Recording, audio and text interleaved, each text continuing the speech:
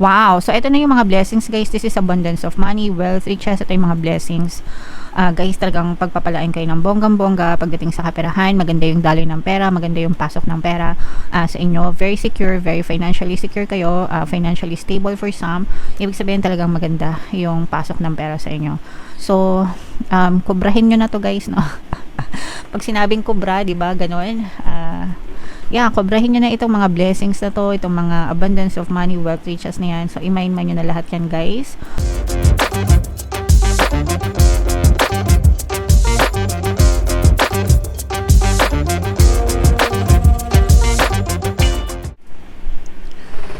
Hello guys, hello Aries, welcome back to Pinoy Pixie Tarot. Ang pamagat ng episode natin for tonight is monthly check-in para ngayong May, guys, para sa Aries, Sun, Moon, Rising Sign, and Venus.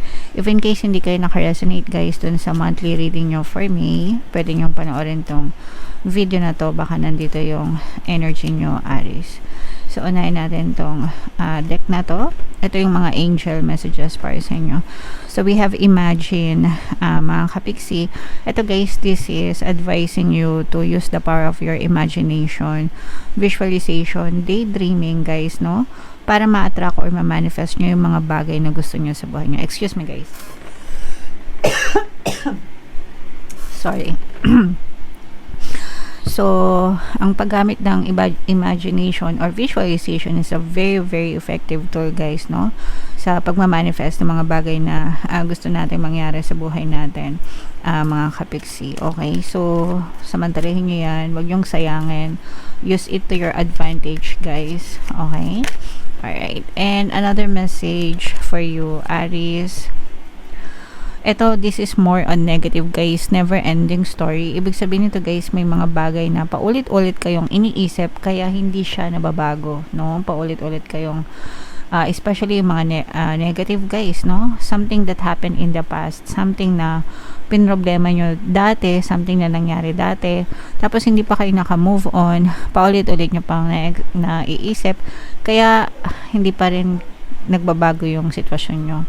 So, you're still trapped, guys.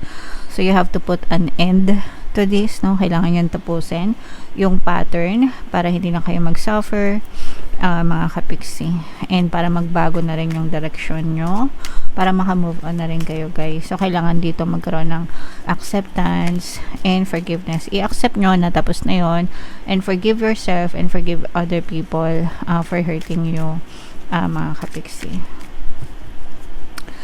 And another message for Aries. Wow, blessed. Blessed, mga kapiksi, or blessed. So, ibig sabihin nito, guys, talagang pinagpapala kayo, Aries.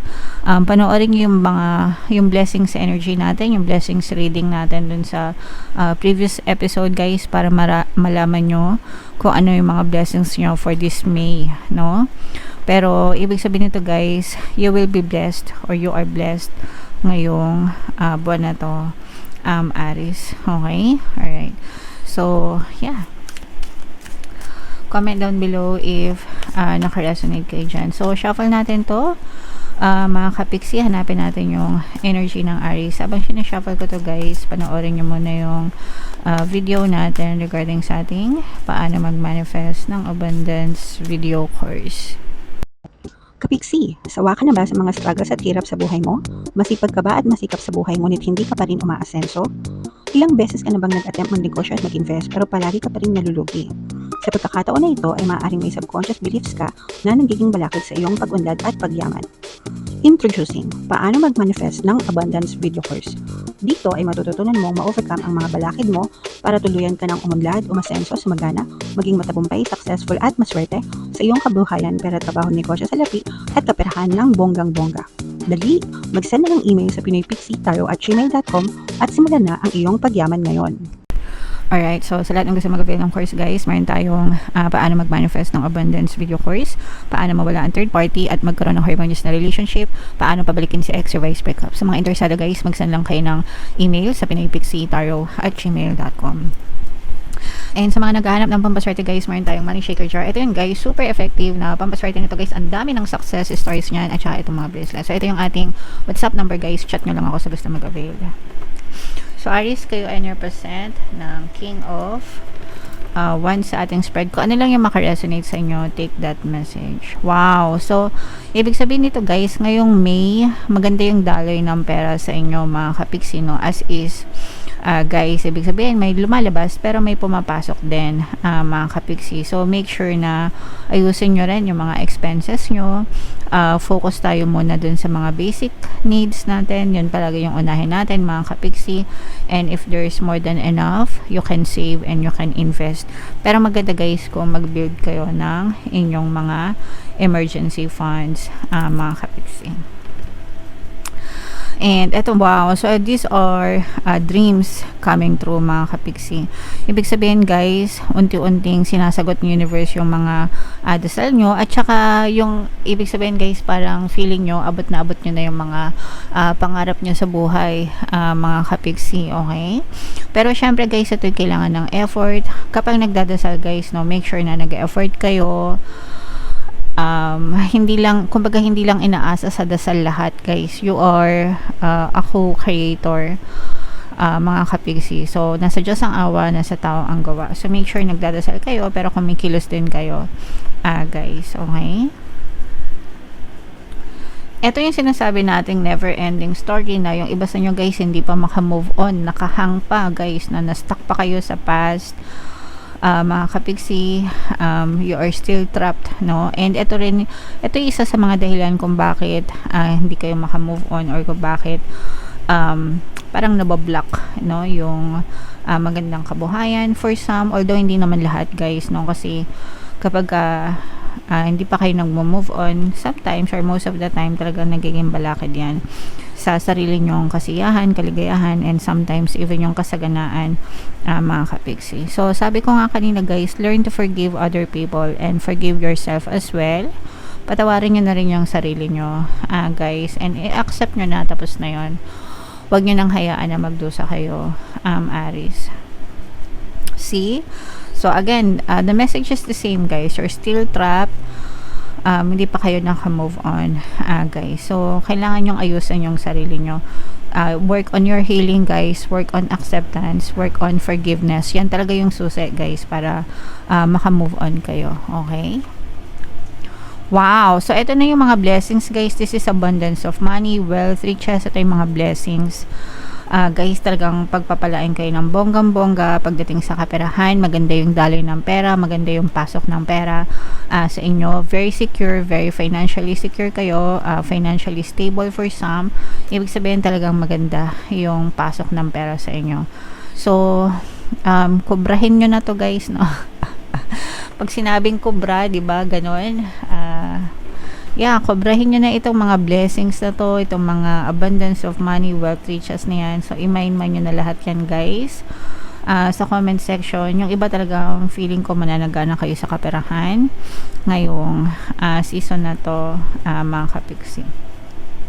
So, you should be responsible and accountable sa buhay nyo guys. That's your life. Buhay natin, responsibility natin. Huwag natin isisi or iasa sa ibang tao. Yung success and failure natin sa buhay, tayo yung gumagawa ng kapalaran natin mga kapiksi. Okay? Alright.